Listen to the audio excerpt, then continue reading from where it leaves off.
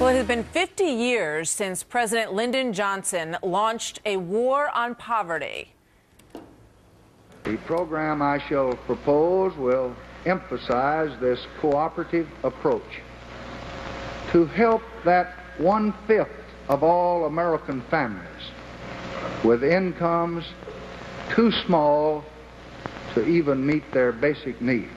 Well, since then, president after president has tried to end poverty. So has anything really worked? Here now is Stuart Varney, the host of Varney and Company. Stuart, good morning. Good to have you here. Morning, Martha. I mean, that's a huge question of reflection right now as we look back on the Great Society 50 years later. Does this kind of government handout program help to improve the lives of people? Okay. First of all, let me deal with how much we've spent in the last 50 years. The grand total is $20.7 trillion. We're now spending roughly $900 billion per year, giving out 80 different welfare programs. 100 million people get something. They average $9,000 a year in cash value per person per year in this war on poverty. Now, to answer your question, did we in fact make any real progress? Well, here's the simple answer. We have not made that much progress in reducing the poverty rate.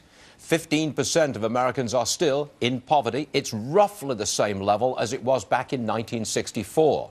It did help feed hungry people, treat sick people, and it did raise the standard of living for many, many poor people. However, the proportion of people still living in poverty pretty much the same as it was back in 1964, Martha. All right, so let's talk a little bit about what President Obama wants to do. It's not a large-scale program, as we talked about yesterday.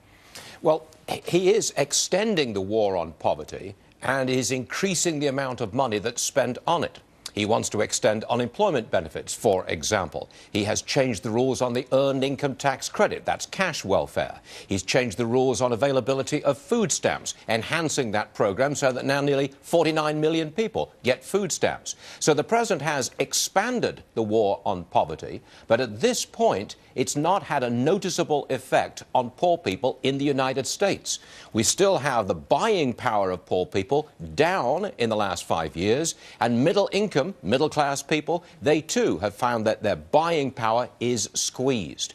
But the president wants to extend the war on poverty. That's what he's in the process of doing this year. Yeah, it's interesting that he's not really noting the anniversary of Johnson's program beginning today in any official way, but he will start to roll out his own program in the coming days. Stuart, thank you very much. We'll see you next time. Sure.